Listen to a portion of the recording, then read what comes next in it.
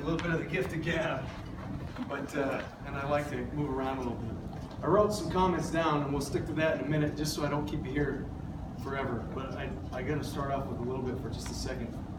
Some things that I thought about here. I have thought about so many things over the last couple of days. I'm sorry, I'm so emotional right now.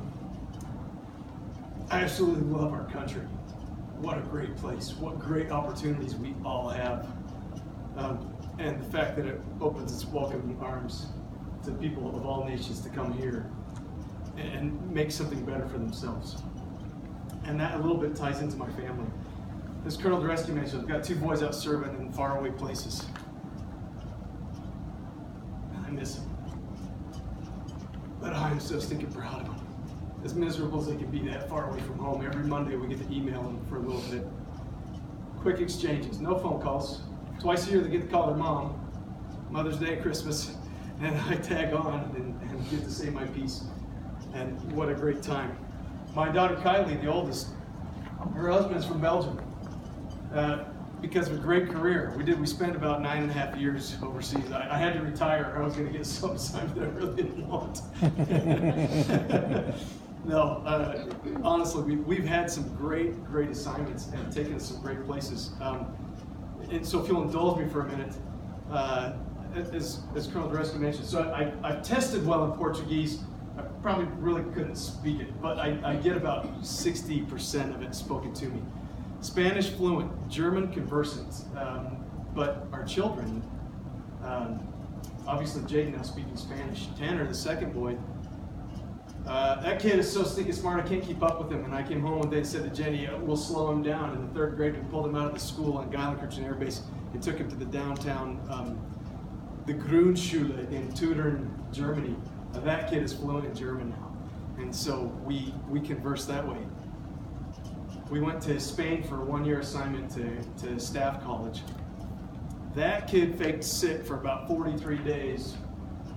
So he only went to about 130 days of school, and in 137 days of high school Spanish, that guy keeps up with me as well as I am in German. But we can have a conversation. I'm just amazed. He's a sponge. And now he speaks Romanian, and my son-in-law, who speaks Dutch, they're teaching their children Dutch from little, and he speaks Dutch, Flemish, the dialect where he's from, English. The Dutch are very good at it. They don't put subtitles on their TV shows, and that's what I haven't figured out. The rest of the world should figure it out. Portugal speaks great English. They don't dub their TV shows. Anyway, he was called on a mission to speak Mandarin Chinese, and of all places, Toulouse, France. So his Chinese is okay, but he speaks French like a pro. So Chinese, French, Flemish, English, and Dutch. And then my daughter, obviously, when they got married, they stayed there. She learned Dutch. We moved to Canada, and we were just across the river in Ottawa. Across the river is Quebec. So it's like living in Europe. If you're on the border, you probably speak 2 or 3 languages. So Chase was learning French, and Jenny speaks some German, and when you try to get Spanish out of her, German comes out. It's funny, but she tries, and it's a lot of fun to watch her go and try to do things. I'm going to talk about her in a little bit. So what I really meant to start off was Colonel Bicklin, Colonel Stonemark, Miss Miller, Colonel Williams, Colonel Garrett. Did Colonel Francis sneak in somewhere, and I didn't catch him? Jenny, Mom, Stephen, Marty, all of my extended family that's come here. Chase. My Uncle David served in the Air Force years ago, and I'm honored to have him here today. Every one of my mother's and my father's siblings, brothers, have served in a branch of the service, and we've covered them all, except for the Coast Guard. But every one of those. In about 1895, my great-grandfather, Alfred Henry Wilstead, came from England on a boat. When World War II kicked off, I had an uncle. His name was Lynn. Lynn was working in the coal mines in Utah, and he was a great man. He was loved by everybody he worked with. He was the hardest worker in the mine. And they came to him and said, "Hey, it's coal mines, steel, bullets, ball bearings, airplanes. You can get a deferral. You don't have to go." And Lynn went home and talked to my grandfather. or my great-grandfather, and my great-grandfather looked at him and said, "Son, you are no better than any other man that is over there dying for our country. You will go and you will fight just like them." And I asked him, "Were you afraid? Were you afraid when you went?" And he said to me, "Hell yeah, I was afraid." But he said, had a conversation with my dad the night before I went to basic training, and he said, "Whatever you do," he had 8 brothers and sisters, he said,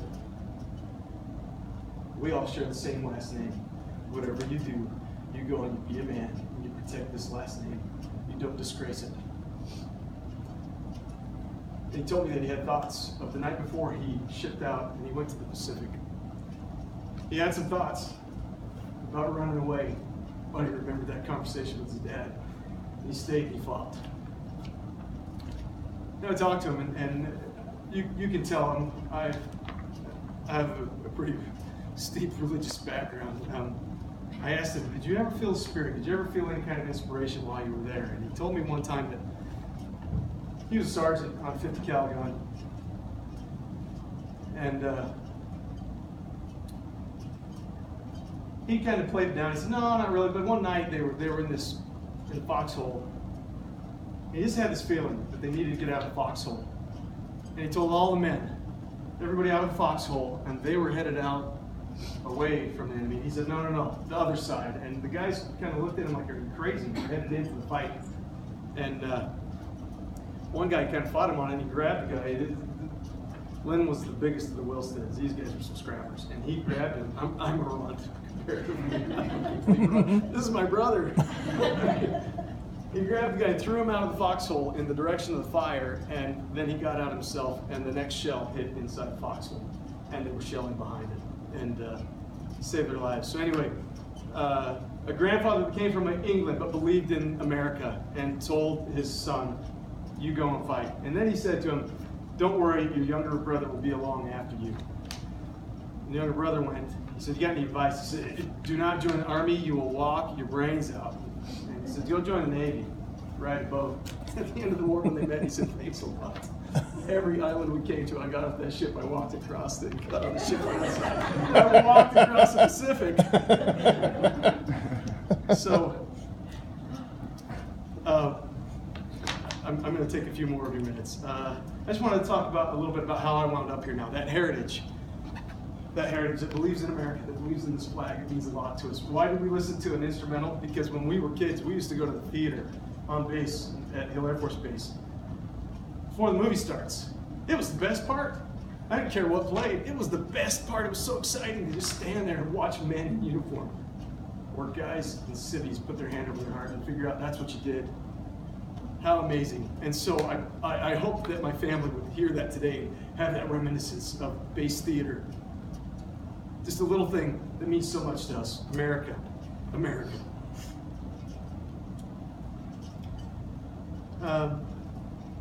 So I want to talk a little bit about how I got here, a few events and memories in my life over my career, and then some important people, as if I haven't done that yet. I was attending the University of Utah just after Jenny and I got married. I was working the night shift in the Intermountain Burn Center, and frankly, the class I was taking was starting to get to me. I didn't think I was going to pass it. And I came home for lunch one day after school before work. I sat down and I watched Top Gun. I know, and I'm in the Air Force, but I looked at that and I thought, that's what I want to do, F-16s. I always wanted to be an F-16 pilot. I wound up an air battle manager. Loved it. It's been a great career. I called the recruiter though. I said, "Hey, what does it take to become an officer?" The guy says, "Well, math, technical degree, engineering, science." Me on the other end. How do I enlist? At the time, I didn't have the confidence in myself. I didn't think I could do any of that. I didn't have the stick-to-itiveness that the Air Force has ingrained in me now. I'm so grateful for what I've done. In 1993, we went to the recruiter with my dad. Trusty old E6 that every big decision in life, I've gone to my dad just to ask, "What do you think?" And he hasn't steered me wrong yet. Choices were be a linguist or 2 AWACS jobs. lucky for me, back in 1978, we're leaving Hill Air Force Base one day, and this big ugly airplane with a dome on top is leaving. I said, "What is that?" And my dad goes, "That's an AWACS." So when the recruiter talked, I knew what it was. I mean, ironic. That was my first experience seeing it. And anyway, radar sounded more interesting than computer displays. I chose the radar side, and I went on to be a radar technician. Interestingly enough about all this stuff, at the time that Senior Airman Wilstead was in the 965th Airborne Air Control Squadron, Captain Jay Bickley was there flying airplanes. And I think Lieutenant Colonel John Steinke was squadron commander at the time. Richard Zimmerman before him, and I can't remember the blonde-headed gentleman after, but a great time there, a great time. So, some memories over the years. I've eaten breakfast with General Henry Vasilio. Anybody know who he is? At the time, he was the AETC commander. I didn't know who he was, but he was a part of my rainbow flight at basic training, dressed in civvies with the rest of them. So I was trying to figure out how these really old guys got in the guard. They formed up, and we ate breakfast together. We marched down. All those young guys went in and got our heads shaved and didn't recognize each other for the rest of the day. But we recognized him and another guy that came out, him with 4 stars on his blues. He changed. We got our heads shaved. And a colonel that walked out with him. Apparently he has a snoring problem because one of my flight mates kicked his bed and told him to roll over in the middle of the night. They told us to do that if you couldn't sleep. I've talked at the squadron bar with Admiral McCraven for about a half an hour. I had the privilege or the pleasure to teach his son at Air Battle Manager School. Single greatest speaker, probably, yeah, that I've ever heard. That man came in and he put air battle management together with attack aircraft, mobility aircraft, soft forces, and I mean, just had me wowed. And then he stood at the time he had 1 star, and he stood and he talked to me, Captain Wilstead, as if he and I were Lee and whatever his first name is. Sir. Amazing. Bowled me over that he had that kind of leadership, that he could come down to my level, treat me like I mattered, and still be the man that he is. In fact, I might have a write-in candidate for president this year. I've been coined by Chief Master Sergeant of the Air Force Eric Benkin, and that